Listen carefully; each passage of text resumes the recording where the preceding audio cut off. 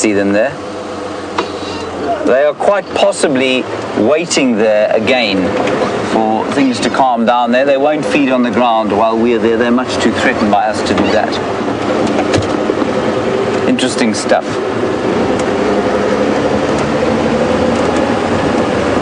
Now we need to keep an eye out for the lion tracks.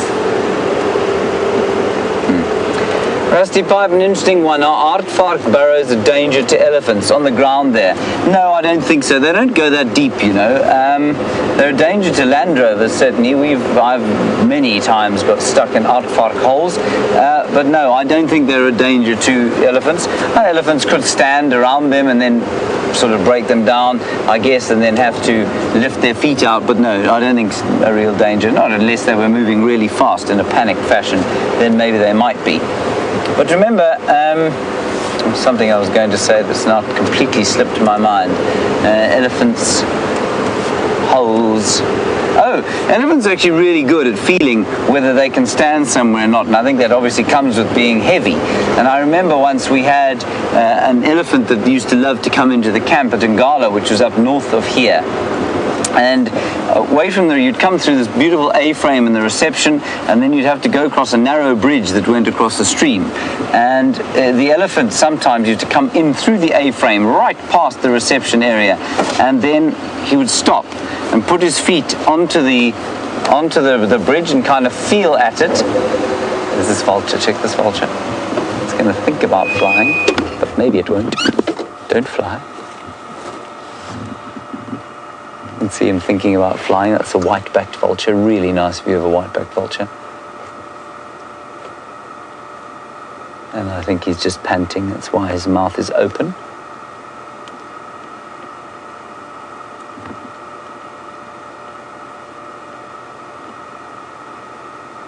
Crickets go.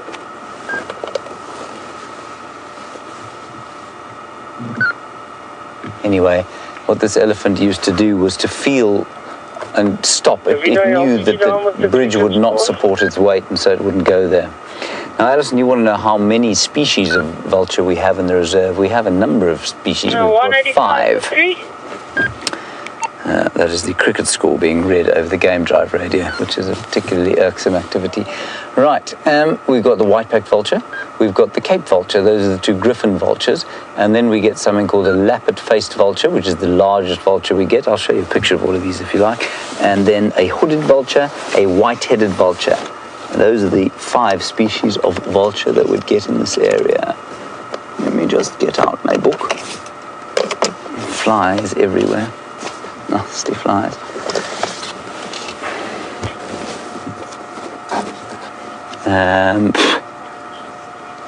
Here we go.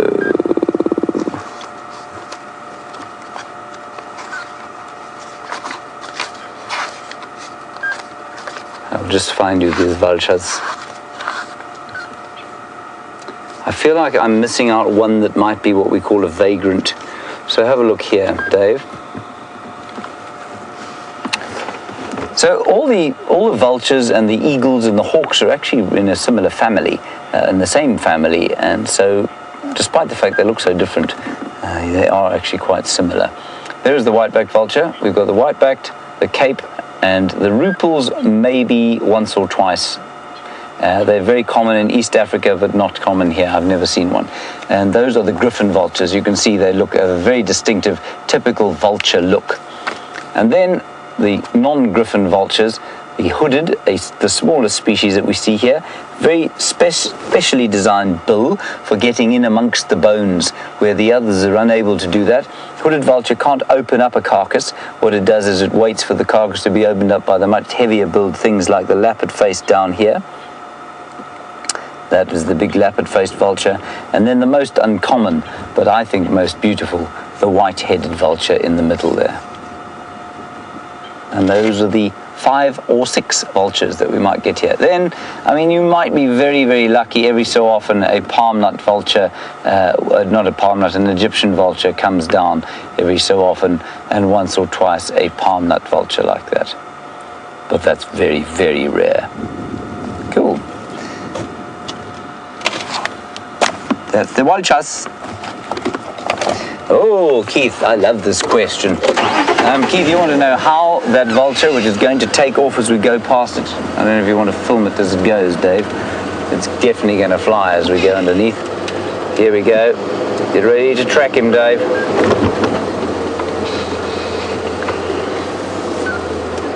Keith, I'll answer your question now. You want to know how this vulture finds its food. Oh, it's not flying.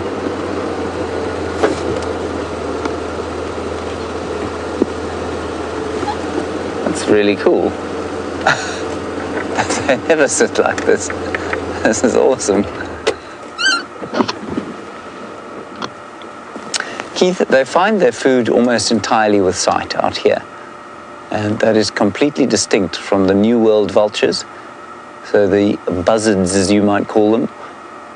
Or, I don't know, Keith, I'm assuming you're getting hold of us from the New World. You might not be. So the Americas, the condors and what you'd call a buzzard over there, they find their prey using smell. And they're most closely related not to these. They're not related to these vultures. They're related to storks. And they find their prey with smell because obviously they fly largely over forested areas, whereas a vulture like this flies over open woodland, and therefore eyes are a better use or better way to find kills. It has got something in its mouth. Or has it? That's its tongue hanging out. That's the vulture's tongue hanging out. And the other really interesting thing about this, cool thing about this, is can you see the tree shaking? See that?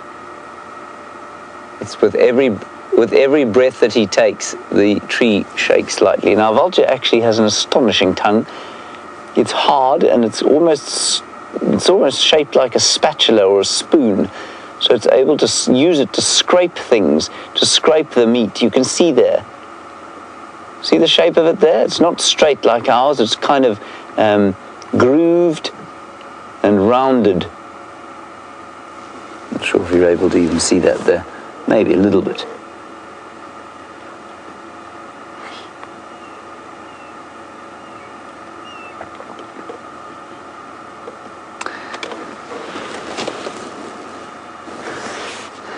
Just had an amazing song from Louise down the radio, which I shall not repeat. I shall probably laugh when I get home there.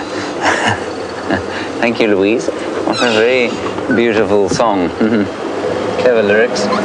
Every breath I take makes the treetop shake.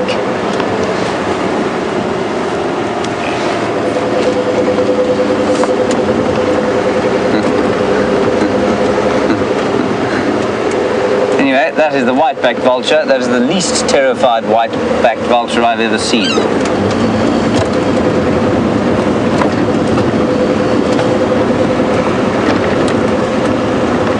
Cindy, you want to see a vulture's nest? Well, Cindy, we do find them every so often. I don't know of one definitively on Djuma. I know of one on Arathusa, a white-backed vulture's nest. All of the vultures that we get here, with the exception of the Cape vulture, are tree nesting. So they build a very unattractive platform of uncomfortable-looking sticks in the top of a tree, often a knobthorn tree, and that is where they raise their chicks. But something like the Cape vulture nests in cliffs, in huge colonies in the cliffs of the Drakensberg there. And vultures are A, fascinating, and B, severely, severely under threat. We don't really understand why, except that we do know that people can sell vulture parts for traditional medicine out here, and when they do that, obviously it becomes easy to, well, it's easy to kill a vulture because all you do is kill a cow or something like that, poison the carcass, and even if it's outside of a protected area, the vultures will go there. And I think the advent of vultures restaurants has made that process more distressing. And so poachers and people who are desperate and wanting to try and make a quick buck will poison a carcass outside the reserve. The vultures will fly out, die there, and then they can sell the carcasses of vultures to traditional healers. I think sometimes for as much as 5,000 Rand, which these days is worth about, what would that be, Dave? About $300 or $400 for one carcass, which if you don't earn anything at all, is a fair whack of cash. So they are in severe threat, and I am convinced that there are far fewer vultures here than when I was last in the area. And I left this area in 2010 and went away, and I'm convinced that in the intervening 5 years there are far, far fewer vultures than they were when I was originally here.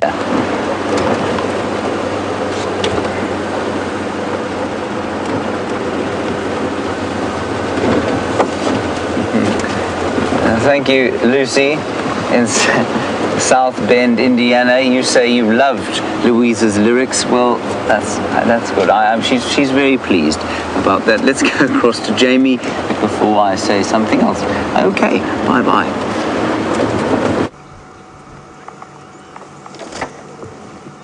Here's a lovely view of a giraffe that we don't often see. Looking down from the top of the Djuma dam wall onto this glorious, dark, very interestingly patterned male and his entourage of oxpeckers. Beautiful in this afternoon light. For those of you who were concerned about the cricket scores, one of the batsmen has just gone out with the last ball of the over. I'm just going to turn that down again. Look at that. Nice old male. We don't often get to look down on them. We're basically a little bit above his head height. Wow, what a stunning view. And this is definitely an older gentleman. Look at the scarring around his face and the way that the bones, the ridges along the center of his nose are very, very prominent. And in a male giraffe, those continue to grow throughout his life and form his primary weapon when fighting off other males' attention. Look at those. We chatted a lot about the design of their face. This is awesome.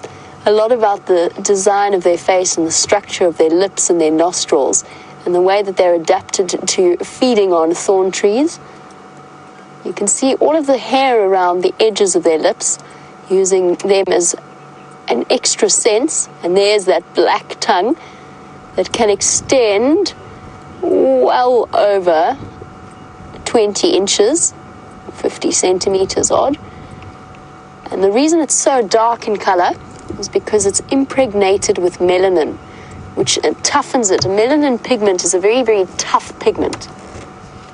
And that's what gives him the ability to munch away at a thorn tree like that without being in any way concerned. Yummy. It's like dinner and toothpicks all in one. Get the level. Just a quick nostril clean at the same time.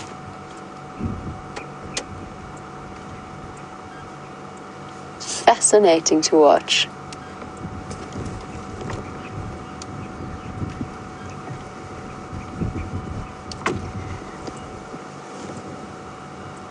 Looking down upon this sort of stereotypical animal of Africa in this gorgeous afternoon light.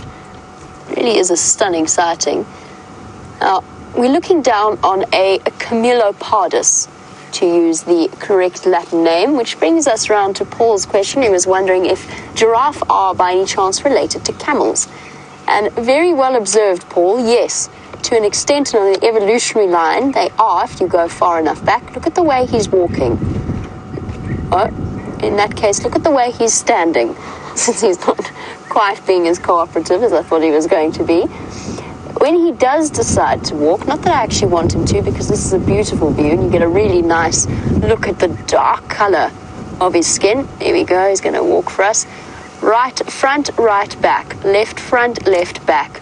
The same side, the front leg and the back leg move together. And the only other animal, apart from the okapi, which of course is very much a relative of the giraffe, is a camel that walks like that. Hyenas do to an extent, but that's more due to their sloping backs. But yes, camels and giraffes walk in that manner. First the one side, then the other. And what that means for them is that for giraffe in particular, they only have two speeds. One is walking and the other is galloping. They can't trot like a zebra or a horse because they can't have both feet on both sides up in the air for an extended period of time in a fast motion like that. He really is a stunning dark color. Males tend to go darker than females, and of course, as we've spoken about before, giraffe do darken with age as a general rule. That being said, just like people with different hair colors, different individuals have different genetic codes for the extent that they start to go dark or how dark they start off their lives as. He's a beautiful male. Stop to have a look before moving up. Oxpeckers targeting the ticks around and underneath the tail, all of those tender areas. They're taking the opportunity while he defecates to catch the harder to get ticks tucked under his tail. They could definitely do him some serious service there, because it must be incredibly exasperating being any kind of animal infested with ticks when you don't have thumbs or a way of reaching them. Now, before he disappears from view, I just wanted to answer Karen's question. Karen wants to know, what are the dark lumps at the back of his head behind his ossicones? And Karen, that was very well observed. The answer to that is they're actually almost, in a way, very similar to the ossicones themselves. So giraffe, particularly males, have those ossicones or those horns on the tops of their heads as a weapon against other males. So they swing their heads around, creating tremendous momentum, and whack each other on the sides, on the flanks, and on the rear, and on the legs. And that is their way of fighting for females. It's only really the males that you see do it. And to add to the weaponry of the ossicones, so the horns on the top of the head, they also have protrusions around their skulls so that the impact is greater. So around the middle of the nose, so the ridge in front of the ossicones, and then two protrusions at the back, so that no matter what angle they whack the other male giraffe at, they still have a possibility of doing some damage. And that's actually, believe it or not, the predominant theory as to why giraffe have evolved to have long necks. So most of the originally accepted idea was quite simply that it allowed them a feeding advantage. But look at how he's feeding now. Look at how low down he's targeting the leaves. And in fact, evolutionary scientists and biologists have started to think, even with the dinosaurs that had long necks, that it was more as a reproductive strategy that they started to evolve longer and longer necks. Just like kudu have evolved nice long curly horns. It's a similar strategy. It just takes a little bit of wrapping our minds around that, because it's so contrary to what most of us, I would think, have grown up to believe. Up he goes, walking left. Every time I say he's walking, he stops. Disappeared behind the bush.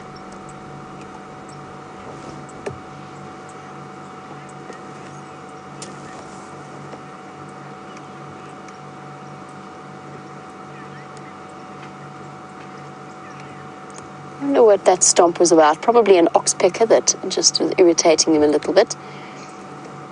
As the evening starts to draw to a close, this gentleman, along with the rest of the journey of giraffe that have been moving through this area, will have to find a place to spend the evening. And Simon was asking, how do giraffe sleep? And the answer to that, Simon, is that they do lie down. They lie down, they fold their legs up underneath themselves, and they actually get down in a way very, very similar to camels, to go back to the original observation about the relationship between camels and giraffe. But they lie down, but they never put their heads down. And that's because they can't. With the way that their blood vessels and their hearts are constructed to keep the blood flowing against the flow, or against the pull of gravity up to the brain, and then not flowing down too fast down the vein system back towards the lungs and the heart, they're adapted in a way that means they can't actually put their heads down. Not just that, but the neck has got a very, very thick tendon that runs down the back of it. So in fact, a resting position for a giraffe is with its head upright.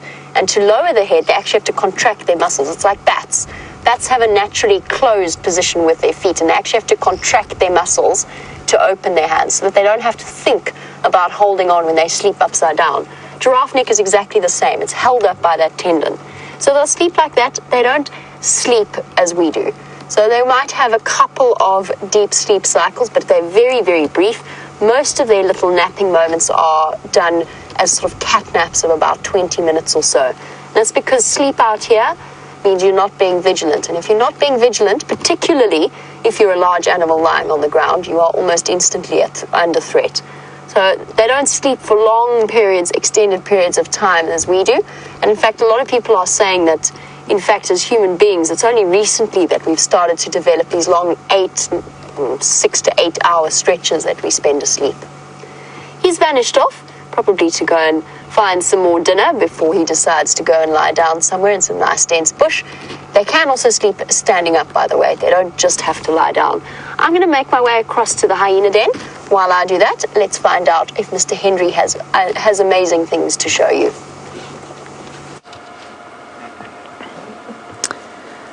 Well, there's a very attractive sight. Some lions lying on the ground, which is marvelous. The Nkahuma pride, which have moved a fairly substantial distance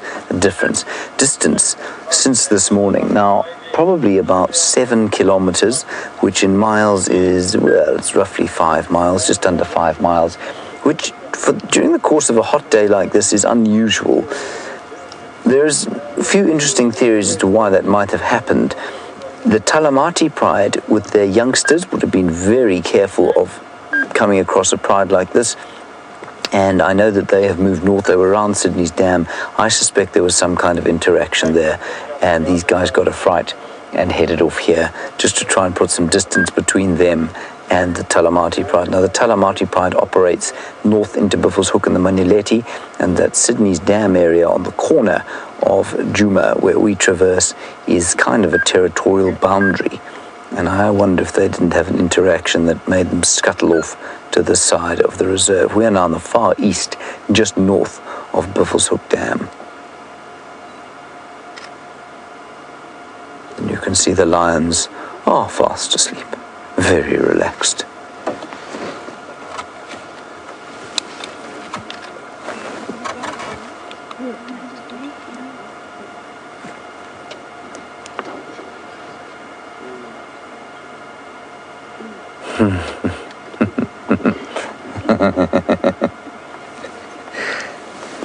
Hello, Gracie. Nice to hear from you this afternoon. You want to know why some animals go potty while standing up and some others go while squatting. Gracie, I think it's probably got quite a lot to do, you'll find, with how they are structured. If you look at a dog or a cat, you can see that it's very difficult. If they go potty while they're standing up, they're going to make a mess all over themselves. Whereas if you're something like an elephant, where you can stand and go potty and you don't make a mess on yourself. So I think that's probably why, although buffalo, of course, are an exception. When they go to the loo, they tend to make a huge amount of mess on themselves, which is pretty disgusting, really. I think also you'll find, Gracie, that animals like carnivores are the ones that tend to squat, and that's because their dung is probably a lot more poisonous. It's got a lot more toxic stuff in it. It's a lot smellier than herbivore dung, whereas animals like herbivores, zebras, buffalo, elephant, all of that, their dung is just basically chewed up plants, and that's not very poisonous at all. And I think that's probably why you'll find that it doesn't matter if it's not that unhealthy if there's a bit of dung on them. But for a carnivore like this, I think it's very unhealthy to be anywhere near the dung. That would be my guess. Also, last thing that could be the reason is that carnivores like this, which squat when they go to the loo, obviously use their dung for territory, so they want to be accurate as to where they put it. I think that might have something to do with it. Anyway, Gracie, I don't think it's something that should worry you too much. Let's have a look again at the lions, and I'm just going to move a little bit closer now that Tax has moved out. Get a slightly better view. I think it's going to be worth sitting here, everyone, until the end of drive, just to see what they do, simply because it is going to get dark fairly soon. The sun is about to dip over the horizon, and they might move. So that hyena den is active and stuff is going on there. I think it might be worth just sitting here for a while and seeing what goes on. All right, they're just off to the side now.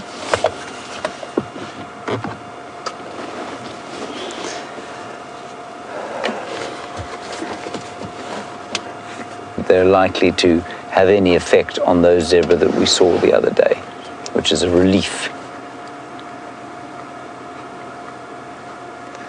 Right, let's try and identify our 4 Nkuhuma lionesses. Only 4 here, 1 missing. Not sure where she is. She was the one with the slightly slanty eyes that was with that with that Birmingham boy the other day. So, Dave, yeah. There we go. That's the sub-adult. I think absolutely no spotties on the nose. Completely spot-free pink nose. Well, 1 or 2 little spots, but not much. And the one next to her is completely black on the nose, so she's the oldest one. Then we've got the semi-spotted nose one there to the left there, Dave. There we go. And then that must be amber eyes at the far end over there. Right, Jamie has got some elephants feeding into the sunset. Wonderful sighting. We'll wait here with the lions.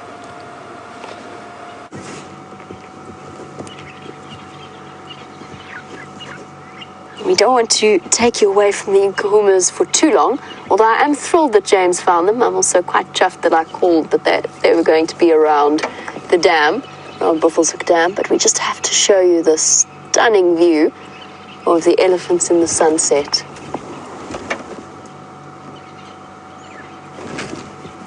Having a quick dust bath.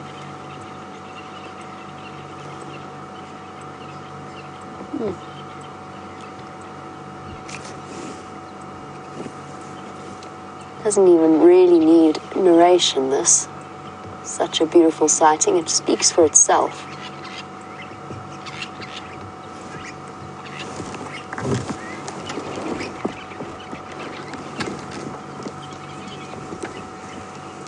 A full breeding herd moving through.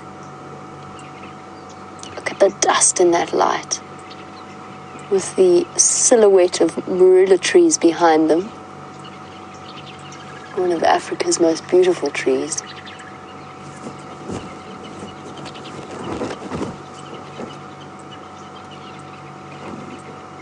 And to enjoy a sighting like this is such a privilege.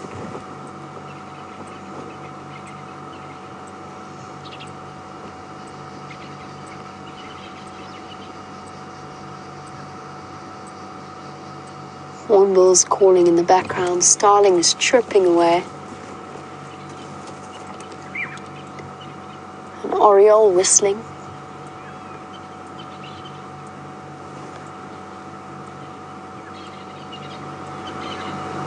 There you go. Let's just have a quick listen to the sounds of the evening.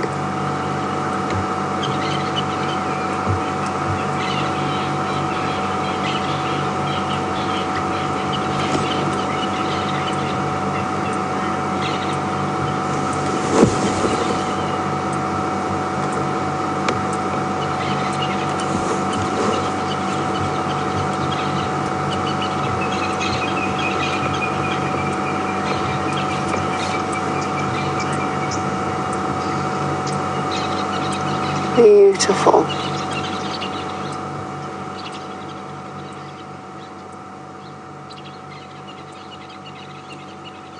The sounds you were listening to, buffalo weavers, also particularly vocal. They like to nest around our repeater and around the fever trees outside the camp. That's the constant chirping. You would also have heard the hornbills, hook, hook, hook, hook, hook, hook, hook, hook. And the call of a crested francolin as well. And then that little whistle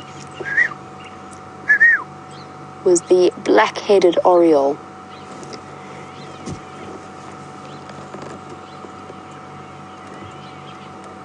And there's nothing quite like the peace that these gentle giants can impart.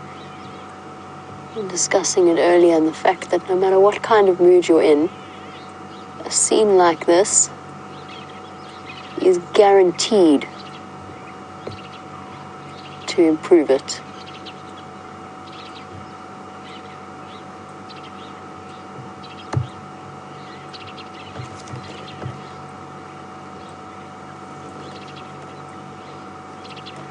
Ava Brooks is loving this afternoon's sunset drive. Ava was saying Ellies and lions and plus one aardvark, slightly deceased, and it really couldn't get better than this. Oh, just listen to, if you can, another bird has joined in the chorus.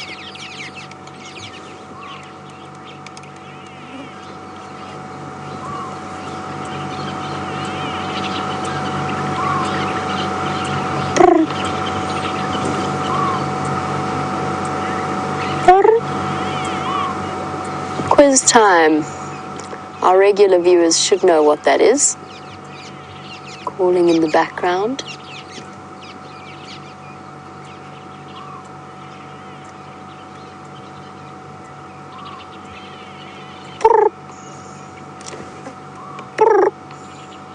What little bird has joined our particular group? I'm putting that forward as a question.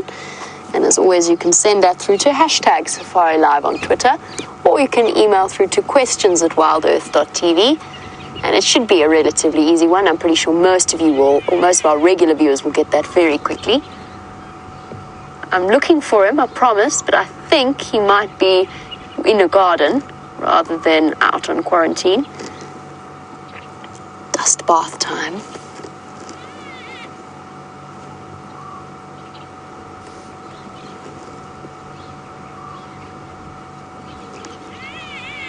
Little one, run, run, run, run, run, run, run. Is that exciting? Is it so exciting? Running to the safety of mom or granny or auntie. The wonderful thing about being a baby elephant in a herd like this is that everybody loves you. It's like a little precocious child. The whole herd is geared towards the youngsters.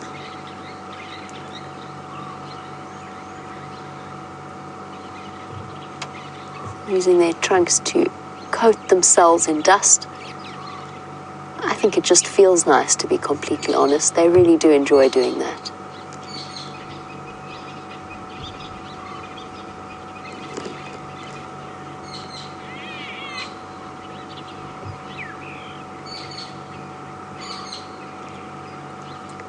Beautiful scenes as the light starts to disappear and it gets a little bit cooler. There's always the chance that the lions might decide to be up and on the move. And since they do seem to be lifting their heads, let's jump onto the back of James's vehicle and have a look.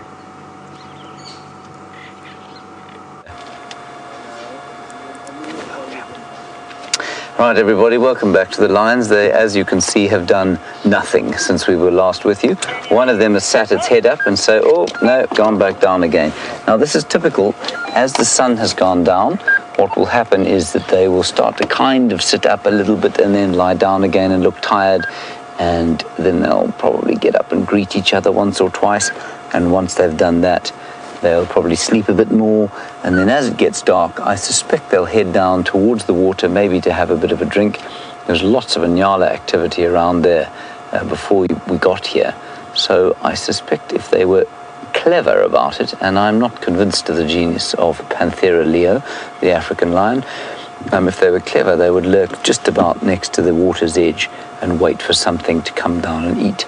They look pretty well fed. They don't look like they've eaten 2 minutes ago, but they certainly don't look particularly skinny or in need of food.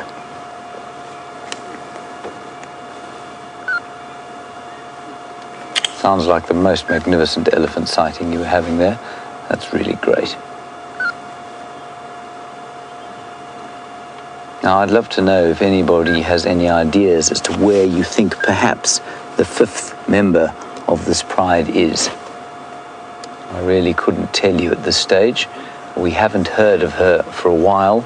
there hasn't been a lot of activity on Torchwood over the last few days, so maybe she's gone there with that, or except that she split from her consort. Remember, she split from that Birmingham boy, and Scott, who found him the other morning, and she had moved away from him. But the last time we saw her, and just a reminder, she's the obviously kind of slanty-eyed one. She's got slightly narrower eyes than the others, and she was calling, making that soft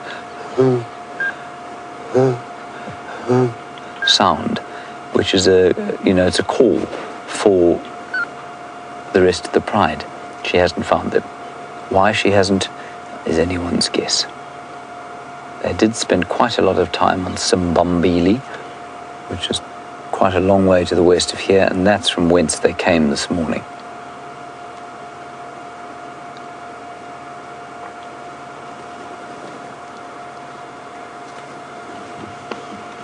But the pride, that of course is untrue. A pride consists of the females like this, and the males will normally have a territory that encompasses 2 or more female pride territories. So what that means is that you do not often find the males with the females at all. Quite often the females are lying on their own like this, or feeding on their own and actually actively avoiding contact with the males. The last time we watched these 4 with the other one eating a zebra foal, they could hear the Birmingham boys in whose territory they fall, under whose auspices they or in protection they fall. We heard them calling way to the south of us, and they sort of sat up and looked like this and then carried on eating. They don't want to share their food with the males. The males steal their food from them. The male lion is a great scavenger out here, and so while there are males around, they're not often with the pride. Now, why don't we see them more often? Well, our traversing area, although not small, it's about 2,400 hectares, and not hectares, 4,000 acres, 1,500 hectares. That for a male lion coalition is tiny. So they will have a territory of probably almost 10 times that, or if not 10 times, probably up to 10,000 hectares. So that would be 24,000 acres. So they will sometimes be here and sometimes they won't. And at the moment, they're not coming a lot onto Djuma where we traverse, simply because they don't need to. There is no pressure on them from the north, from other male coalitions. There's quite a lot of pressure to the west and the east and the south, and so they will spend their time in those areas trying desperately to keep other males away from the area. Up here, there's just no roaring coming out of the north, which means they don't feel the need to try and protect what's going on.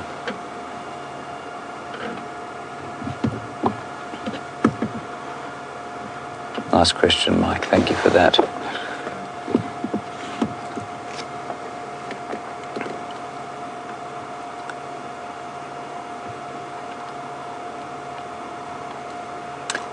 Sarah, you say the lion that sat up and looked at us had a puncture mark under her chin. Sarah, we will definitely try and have a look there if she deigns to wake up and have a look at us as opposed to lie there, which she has, of course, been doing for probably the last 8 or 9 hours. You can see them panting a bit. That's the heat. They're not full. They're not skinny, like I say, but they definitely are not full either. So we're one of those large nyala to pop down to the water to have a drink. You can be sure that it would be in some trouble.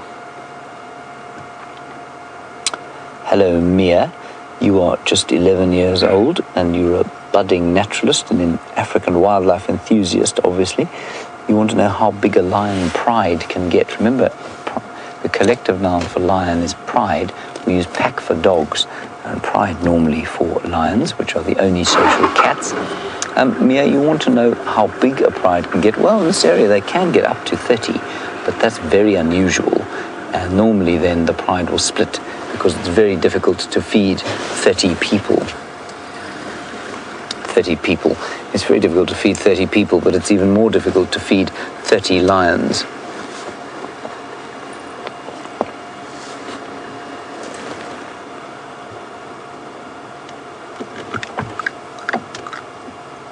Okay, Jamie is still with a very active, very playful elephant calf. Let's head back there. We'll stay with the lions and see what they do.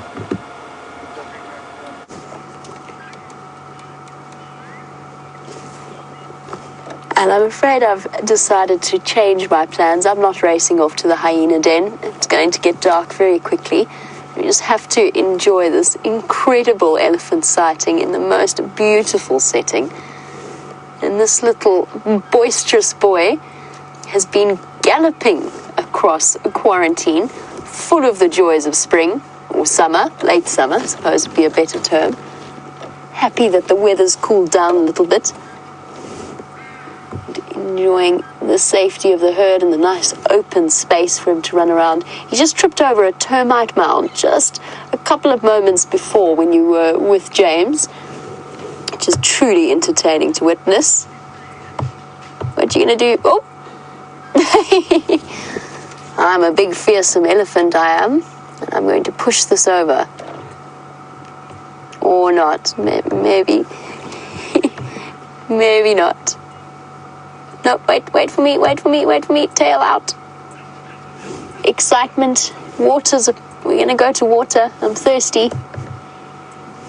Thirsty, come on guys. I've got so much energy. Too sweet for words.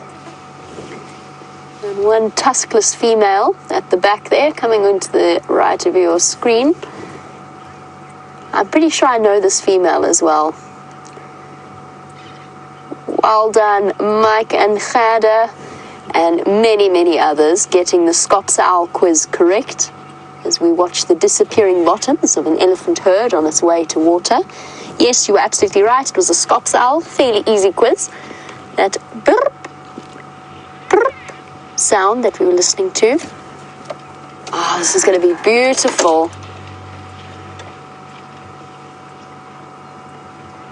Off they go.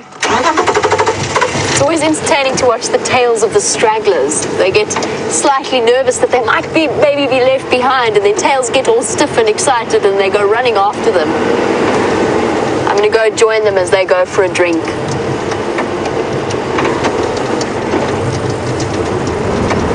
But yes, the Scops owl, a tiny little owl, only about this big. And when I have a moment, if we have a moment, I will show you a picture, but I don't want to stop just yet. But I'll show, for new viewers, I'll show you a picture of the little owl that we were looking at. A little owl that has a permanent expression of disapproval. And oh my word, these ellies are now galloping to the waterhole. Oh, I love that smell. And while I race down towards the dam to get ahead with the ellies, we'll pop back over to the lions briefly and then we'll be back with you shortly.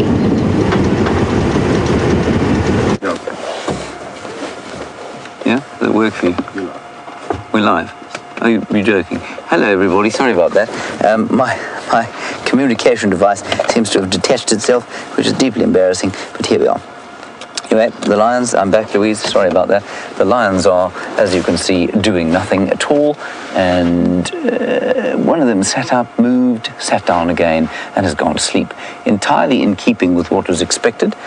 Remember, at this stage of the night, they will be slowly waking up as the temperature drops a little bit, and then they will move about, hopefully down to drink sometime soon. But otherwise, all is quiet. The birds are not singing. And so we're going to stay here. And I believe you're going to join the elephants again shortly to see them have a drink. Margrethe, you want to know about what happens when lions meet leopards. It's not pretty for the leopards, Margrethe. The leopards will get out of the way as fast as they possibly can. And they'll probably climb a tree to escape the attentions of lions. There is a real kind of competition. Well, not competition, there's all the predators will kill each other if they can. Now, a leopard, of course, is half the size of the lion. Let's go straight across to the elephants. They're running for the water.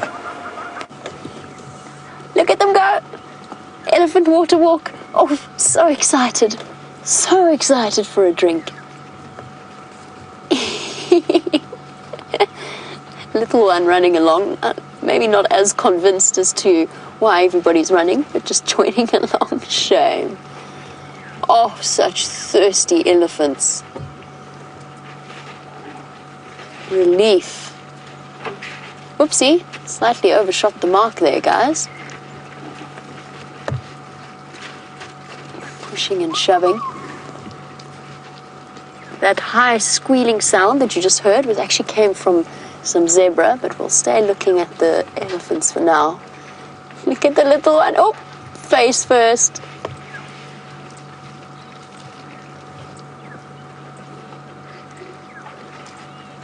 Hello.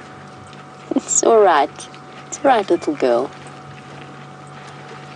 Oh, what a stunning, stunning sighting. Getting shoved out of the way. That's not very nice. Play nicely around the waterhole.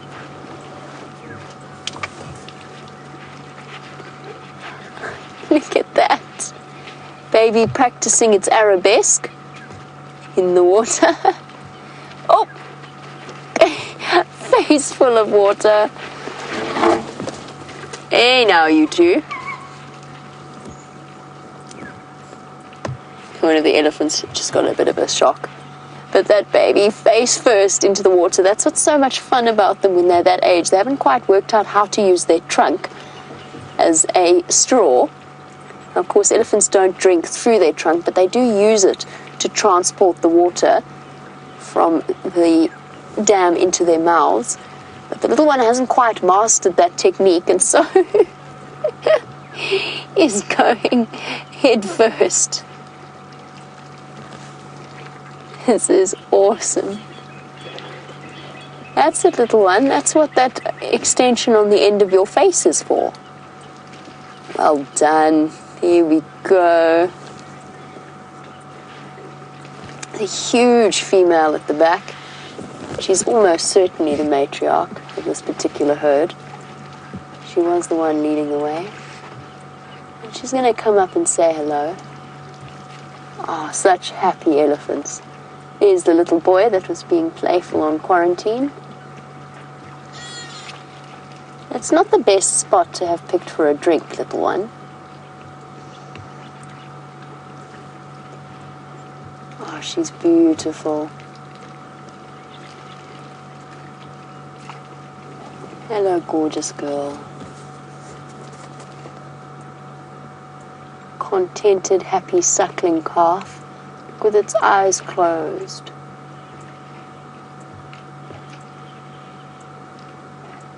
Trunk up out of the way.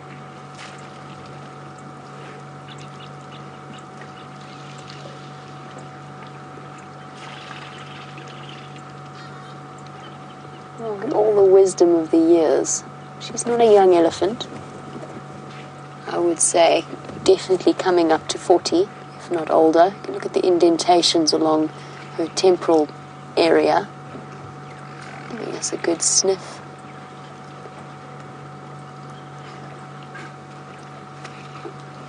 Testing the air. Making sure, as the custodian of her family's safety, that all is well. And that incredible instrument that is an elephant's trunk, with dexterous tips, used for anything from drinking to pulling trees down to stroking their youngsters gently. It is the most incredible thing.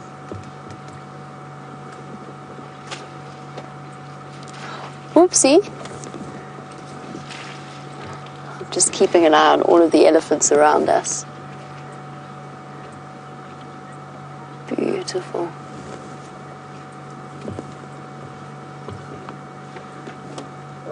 Now, elephants with all of their complexities, which includes on occasion sticking your trunk into your cousin's mouth or your brother's mouth. Little one, you're going to fall down. You are going to fall down. Whoop.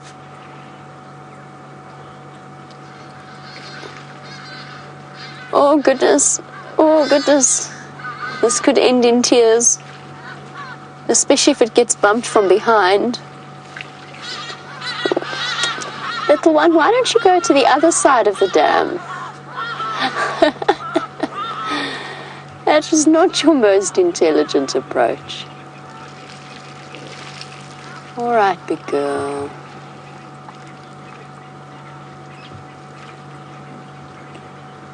Absolutely magical sighting.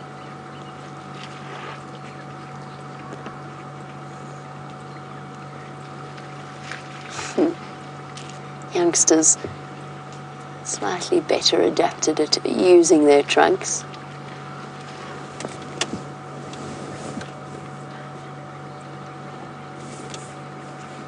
Now, it's a good point from Lisa, who's watching the way that the elephants use their trunks to drink, but then was wondering, why do they not use their trunks to suckle?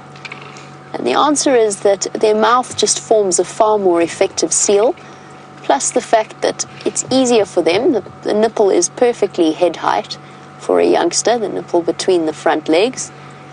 Much more difficult for them to get the suction needed to suckle through their trunks. It's easier to just go with the direct route, whereas reaching down to water, useful to have a, hello girl, how's a big girl? Just gonna sit here nice and still, let her walk past us. Hi, gorgeous. Hello, big girl. Beautiful. All right, big girl. And you? And you? Please don't touch my car. I don't want to shout at you. Hey, Mischief. Sorry, guys, move my head. Hey, what you doing? What you doing? This is so beautiful. And you, little one? Have you come to say hello too? Hey? Oh, big and scary. Big and scary little girl. Excuse me, please don't touch my car. Heels. Hello. Hello, girlies. Hello, girlies. Nicely now. Hey?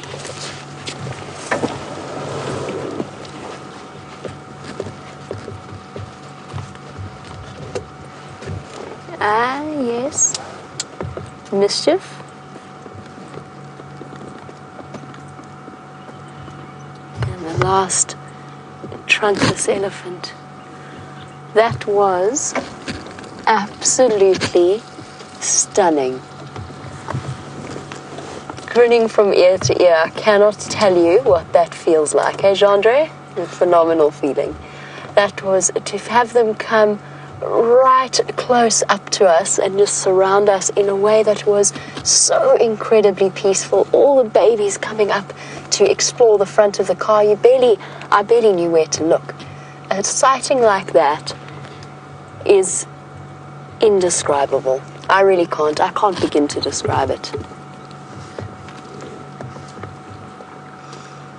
My heart's actually beating faster, not because at any point did I feel threatened, but just the sheer magic nature of moments like that. Thank you, beautiful elephants. That was really, really kind of you. And that is where you let an animal approach you and decide where they feel comfortable with. And that matriarch stood for a long time assessing us. She had a short drink, and then she came to watch us. And she decided that she was going to lead her family past us. And that was why the rest of them felt so incredibly confident in moving along us and past us. Absolutely magical.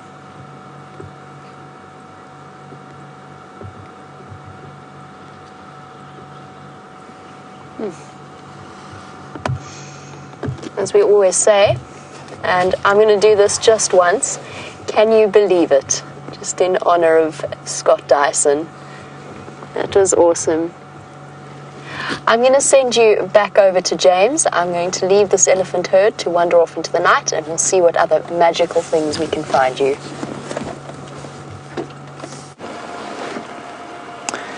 As you can see, these lions have been very busy since you were last here watching what sounds like another spectacular elephant sighting. They have, the one on the left there wagged its tail there, second time. One in the middle there moved its back leg up and down once. One second closest to us flicked to the back end of its tail, and the one towards us here flicked its left ear.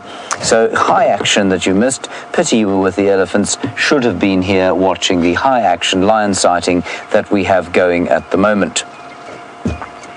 Dave really struggled to keep up with it all, didn't you, Dave? It was difficult to make your camera move with the speed required to capture everything that has happened here. Very tricky.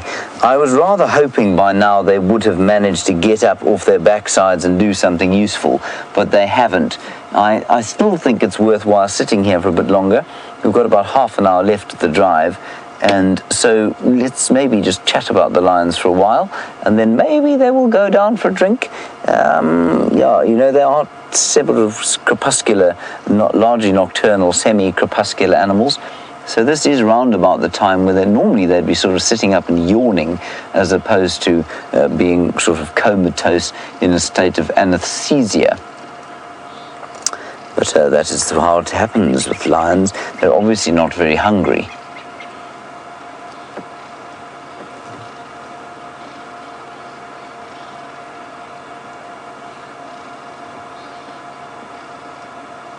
Oh, look at that. Oh, good grief. Hold on to your seats, everyone. Now, Ravi in New York, as the action of the sighting becomes almost unbearable, you want to know, do they need more sleep? Or you suggest that perhaps they do need more sleep because they're carnivores. Ravi, I think it's got quite a lot to do with, as you say, to do with the digestion of protein, advanced amounts or large amounts of protein. But the other thing, Ravi, is that large amounts of protein, of course, are difficult to turn into energy. Now, if you eat a diet that is rich in carbohydrates, you've got quite a lot of sugars already in your diet, and so to create the energy to move around like an elephant does all day long, or a buffalo, is not too difficult. The limiting nutrient for many of the herbivores is, or limiting macronutrient is protein. The limiting macronutrient for animals like this would be carbohydrates. And I think that you'll find that largely the energy that they do get is made from the bone marrow, the fatty parts of the carcasses that they eat, most of which are pretty lean, especially in a drought time like this. So there's very little fat on any of the animals that they eat. And so to turn that fat into energy is easy. That's basically what we've evolved to do. But to turn the protein into energy is an expensive thing to do. And I think that's why you find they sleep so very much. And I think it's also why you find something like a wild dog will kill twice a day, because they need to get at the kind of fatty organs more than they need to get at the protein. They need to get at the fatty organs and the marrow of the animals that they eat, so that they can maintain that incredible amount of work that the wild dogs do. Even they, though, will short bursts of 2 hours of activity each and then sleep, much like these lions. Look, one of them's lifted a leg there, Dave. You see that? Oh, and a tail. Good grief. 2 legs up now.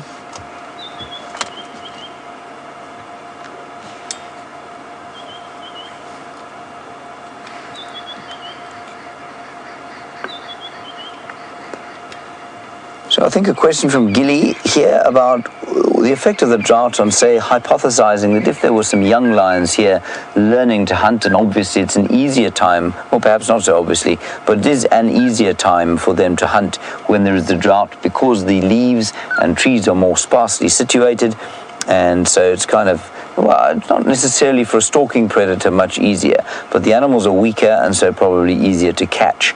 Now you say, will that affect young lions learning to hunt in an environment like this when, times of heavier rain and thicker bush and stronger herbivores prevail?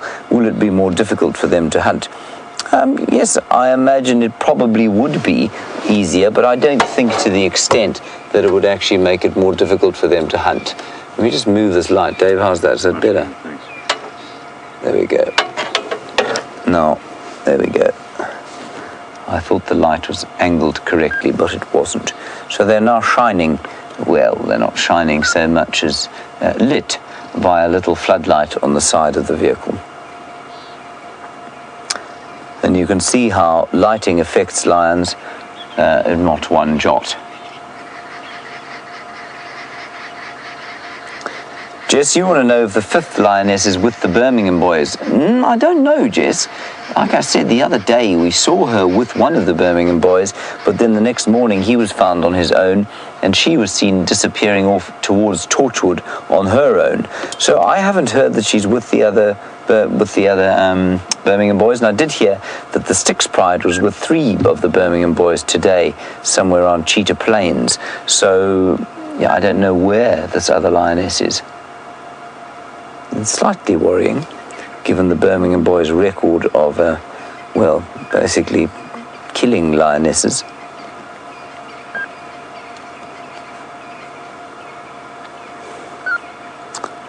Lots and lots of flies on that fly, which are obviously very active, unlike the lions. Rick Mayer, nice one. You just watched that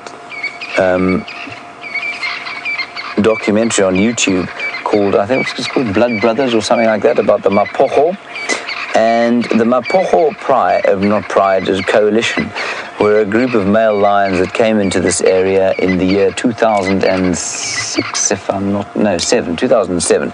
It was just when I started again in the Lowveld for my second stint. And you want to know about how long they lasted. Actually, not very long. They came in as a coalition of 5, one much like these Birmingham boys, actually, one of them much older than the other 4. They killed a lot of lionesses, they killed a lot of lions, and they took over, and they ruled only for about 2.5 years. That's totally normal. It's completely understandable. It's normally only as long as a coalition of lions will last. Only about 2.5 years. Rick, and then they were replaced by the Majingalani, who have managed to maintain actually for much longer than that. It may have been 3 years.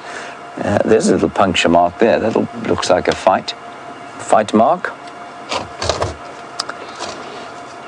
And Sarah, you noticed that immediately because you're obviously very astute, and you noticed that puncture mark. I actually saw that the last time we saw this lioness as well. I wonder what it's from. I would suspect quite strongly a claw fighting over food with the other lionesses. I think that's probably what's happened there. Sarah? So those Mapojos were then replaced by the Majingalan coalition. Those Majingalans are still around now, and they've been around, probably 4 years. It's a long time for a male coalition, especially given the number of males in the area. They are being squeezed, though. They're getting old, and they're moving off sort of towards the western sectors of the Kruger of the Sabi Sands, but they're still holding on. Remember that a male lion that lives beyond 10 out here is unusual. 12 is amazing, 14 is astounding, and the 16-year-old Sparta Pride males of Londolozi that died, I think when would it have been? It would have been in late 2003 probably. They were a complete miracle. And while their age cannot be categorically put at 16, the record age that is most accurately measured was of a 16-year-old lion in Etosha. So a 16-year-old lion here, especially the Kruger region, is very old.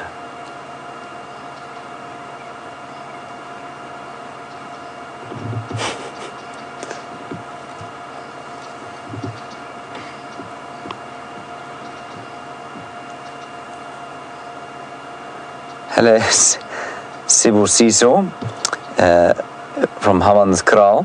Sibusiso, you want to know, are there any descendants of the Mapocho in the Sabi Sands? Plenty.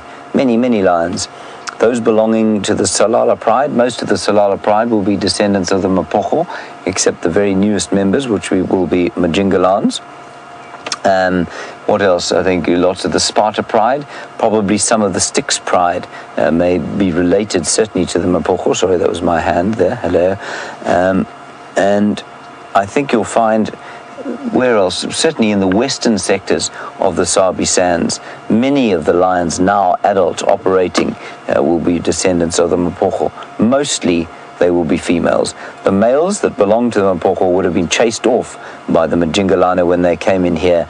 They will be plying their trade in the Kruger and then the Manyuleti and possibly in the eastern sectors of the Sabi Sands. I don't know where the Salati males came from.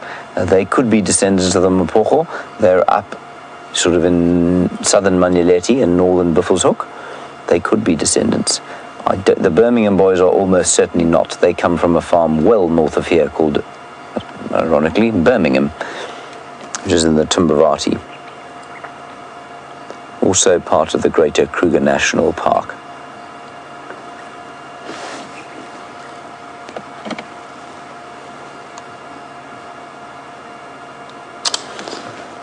Laura, you're in Philadelphia and you want to know if I think these lions might sleep longer because of the lengthy walk that they had earlier today. Laura, yes, I think they might, you know. I mean, like I say, it's difficult for them to produce energy. They don't look particularly hungry at the moment, so they may well just be exhausted after their prolonged sojourn of 45 minutes across the reserve, and now they're lying here. Yeah, I didn't think of it like that, Laura, but I think that's quite a good guess. Quite a good thought. That wound is not fatal by any stretch of the imagination. It actually looks like a puncture from a tooth. I think she was bitten. Quite possibly by one of her sisters. Or her mother, or an aunt.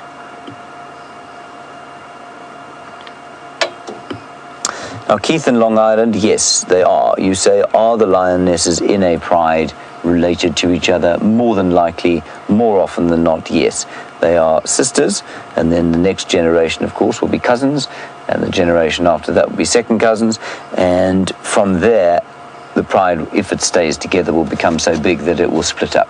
And so, yes, these ones will be related to each other.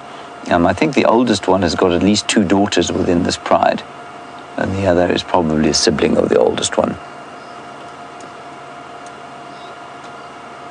So if you can just figure out how that would work. Let's pretend we've got all 5 here, and over the course of their breeding lives, which would be from 2.5, say, to 8 or to 10, they'll produce maybe, say, conservatively 3 litters of cubs each. Let's say at a conservative average of 2 each. So that's 3 times 2, which is 6 times 4, which is 24 lions already. If they have one successful kind of generation, or one successful breeding lot, then you're going to have 24 lions within this pride, so that already start to split. You can see how quickly a population can grow up when you look at it like that. Of course, probably about 10% of male lions actually make it to adulthood where they take a territory, and probably about maybe 50%, 40 or 50% of females will make it to adulthood.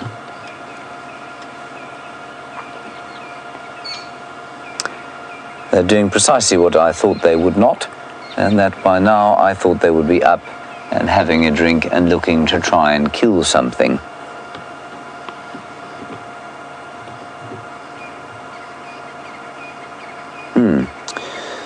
Sean Holder, you want to know, you're in Secunda, what my favorite animal is to photograph and why.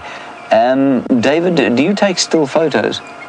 Not really. Prefer the video. I'm the wrong person to ask, Sean, because I am not a great cameraman. I'll actually show you my media equipment if you like. And I'm more a landscape photographer, Sean. That's what I like to call myself. Basically, that means I don't have a lens long enough to take pictures of lions. Here is my camera, Sean. You see, this is a mirrorless camera. It takes very nice pictures, but it's not what you'd call a world-class wildlife photography camera. The other thing that I use to take quite a lot of a video is this very clever device here, which could also astoundingly be used to talk to people across vast distances. I find that amazing.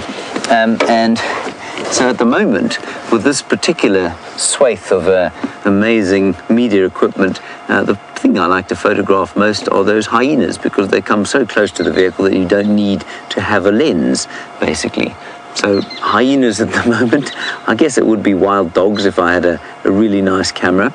I've just kind of, every time I've had, a few times in my life I've had the cash to spend on a big camera, I've kind of tended towards buying another guitar, which is, I'm not sure if it's wise or not, but it's certainly made me very happy. And the thing about photography, Sean, for me is that if you're going to dedicate yourself to taking great wildlife shots, then I think it's worth it. But, for example, to take a great shot of a leopard in a tree, it just doesn't interest me that much, because there are thousands of people doing it and thousands of people taking amazingly good leopard shots. And so unless you're prepared to kind of, I don't know, make the expenditure and take the time to go and edit and go through thousands of headshots of leopards sitting in a tree, to me it doesn't really make sense. There are lots of guys around here who do it and do it exceptionally well. I just prefer the scenery and that sort of stuff. So normally I'm taking pictures of the sun, which to my mother's great chagrin is all I have to show for my time out here in the bush, photography-wise. Okay, I'm about to give up on these lions. I think we'll sit here just for a few more minutes and then we'll see.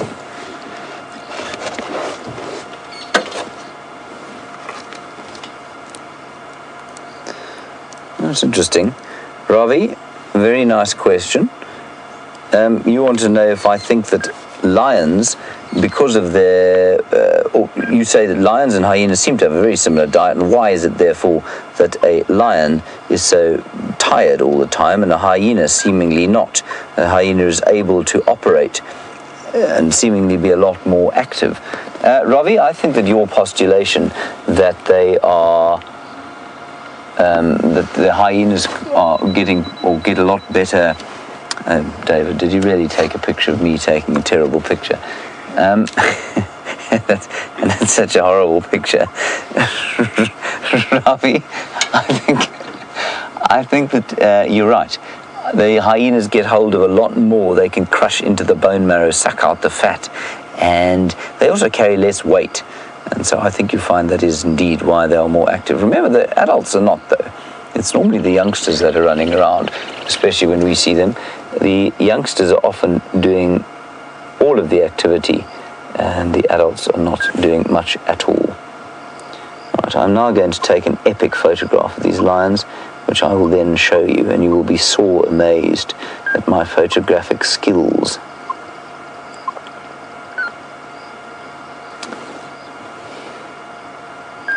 This is going to be epic, Dave. Here we go.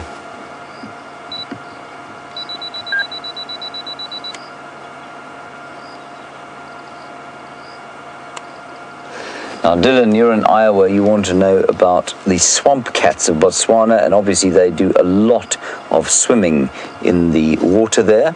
And you want to know if that is a sort of typical or acceptable way for a lion to live. Dylan, they are amazingly adaptable. In Botswana, in the Okavango Delta, they spend a lot of time in the water swimming.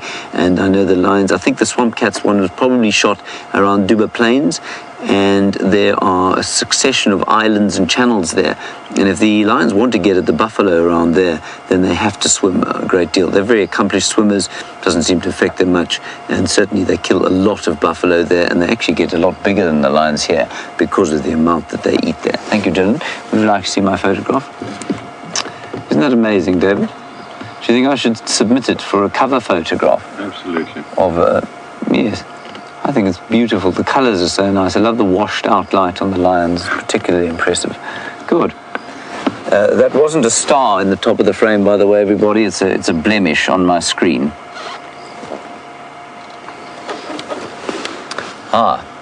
Here we go. One of them moving, two of them moving. Now, Luke, you were out here last week with Brent Leo Smith. He was driving you around, and I think you were privileged enough to witness that incredible lion, at least zebra kill with this pride. And you want to know how often they have to eat. Well, Luke, the last time we saw them eating was that zebra that you saw being haplessly killed. And I don't know that they've eaten, have they eaten since then? They would have eaten since then. I'm not sure what they've eaten. Oh, I do know. They've eaten a buffalo. They ate a young buffalo, I think, on Simbambili. So they've eaten once since you were last there. So, say, every 3 or 4 days or so, they'll need to eat something sort of young buffalo-sized. That little thing that you saw them eating wouldn't have done them very long. And as you certainly were told by Brent, they only ate that for about 45 minutes before they finished up and moved off. Thank you, Luke. And I hope you had a great time out here. Okay, let's go back to Jamie. She'll tell you 1 or 2 more things. I'm hoping these lions will do something. I don't know if they will. Over to Jamie. We'll sit here for a bit longer.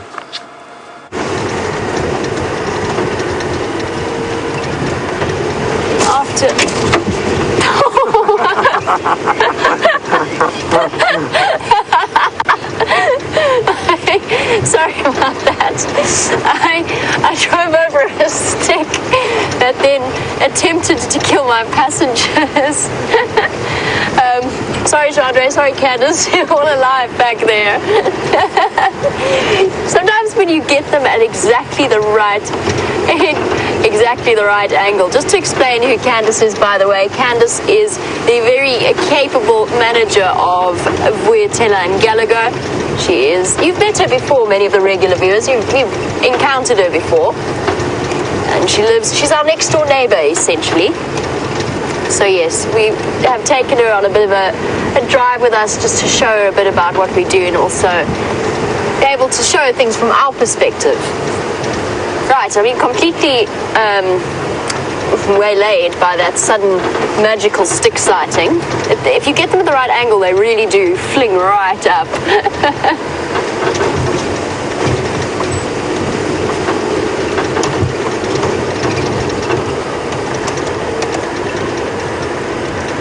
And as we slowly make our way back towards camp, Judy, who is watching in Ohio, was wondering about, obviously James mentioned the sighting we had of the little lesser bush baby, or the lesser Gallagher, and I'm not sure if it had fallen, the little one had fallen out of its nest. It looked quite young to me, but Judy had just happened to be around the camp, and it climbed slowly up the fence and then moved back into the tree and to wherever its little nest site is. It was just obviously quite surprised and moving quite slowly, I think still asleep. It does occasionally happen that they overbalance and they fall over. Oops, see? Roadblock. Elephant's doing some landscaping. I better dodge the one rock in the Sabi Sands. There we go. But an absolutely magical evening, and a sighting like that with elephants will put me in a good mood for the rest of the week, probably. I'm still grinning from ear to ear about it. When they are peaceful in that way, in that kind of mood, when you can read from their body language that they are quite happy, when they've chosen to approach you, it makes it all the more magical, because you get to have a connection to a magical animal like that. And it is a connection. It is very much a coherent, sentient connection. I'm going to say a very quick goodbye. I'm going to say a big thank you to Gendre and to all of you for joining us on the back of the vehicle. And I'm going to send you back across to James for the last few moments of the sunset safari. Cheers, everyone. See you tomorrow.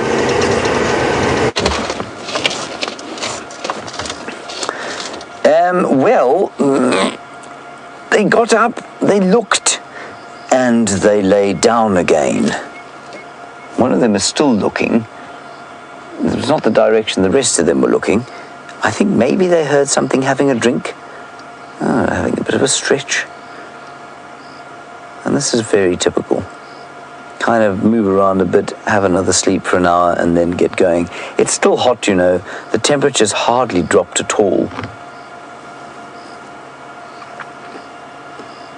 But this is kind of how they get going. I just expected it to happen sort of half an hour earlier.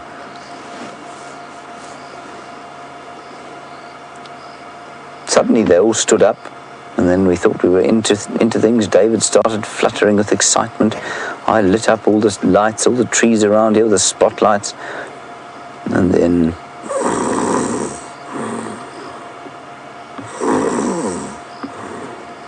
back to sleep they went.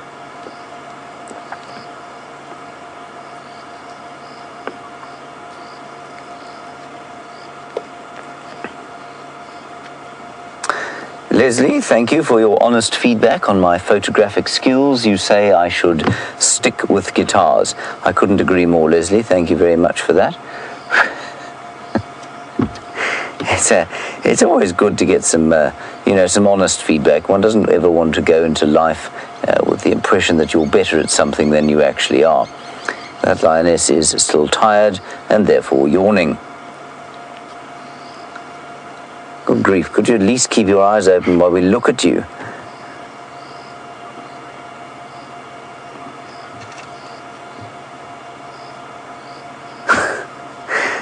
Now, Gracie, this is precisely the question that my mother asks me when I show her my photographs.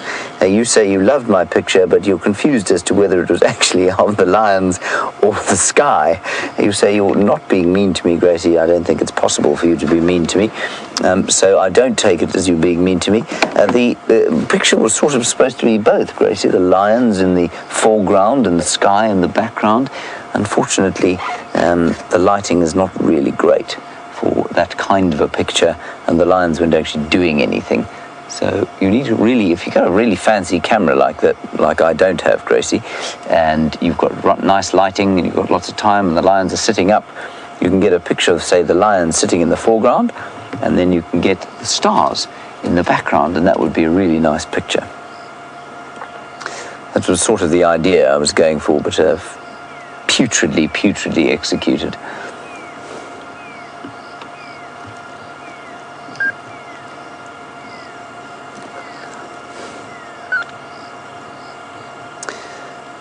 Really high action now, cleaning of the face before perhaps either having another sleep or getting up. You can hear something going on at the water. I suspect something having a drink there.